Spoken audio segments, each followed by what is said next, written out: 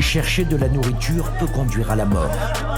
Dans le nord de Gaza, c'est une nouvelle distribution d'aide humanitaire qui vire au drame. On l'a retrouvé alors qu'il allait récupérer un sac de farine pour nourrir ses enfants. Il a pris une balle dans la tête. En un mois, ce sont 500 personnes qui ont perdu la vie et près de 4000 personnes qui ont été blessées dans des distributions alimentaires, alors qu'ils se pressaient, affamés, pour aller chercher un sac de farine.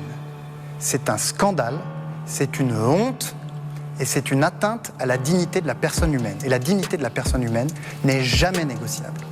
Alors il faut que ça cesse. Il faut que ça cesse immédiatement. Et la France se tient prête, l'Europe aussi, à concourir à la sécurité des distributions alimentaires. Vous avez pu rencontrer l'un de ces journalistes d'Haaretz, le quotidien, qui révèle cette affaire. Que vous a-t-il dit ?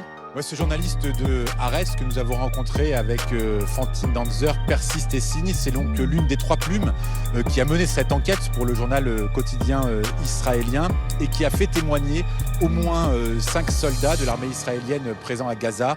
Et oui, il nous explique qu'il y a eu bien ordre de la hiérarchie de disperser les foules de Gazaouis venant chercher de la nourriture dans ces centres de distribution pour tenter de contrôler cette masse de population parce que les soldats israéliens à Gaza n'ont pas d'autre moyen de communiquer avec les Gazaouis parce qu'ils n'ont pas d'autre personnel pour gérer cette distribution d'aide humanitaire. Ils n'ont que les armes à feu pour pouvoir communiquer avec les Gazaouis. Voilà, ce sont ces mots qu'il a prononcés.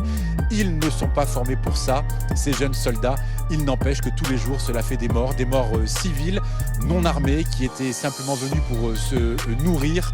Ces 4 centres de distribution à Gaza, sur une période aussi courte, ne peuvent mener qu'à ce chaos et qu'à ce drame. Et non, Benjamin Netanyahou et Israël Katz n'ont pas raison de dire que ces témoignages sont faux.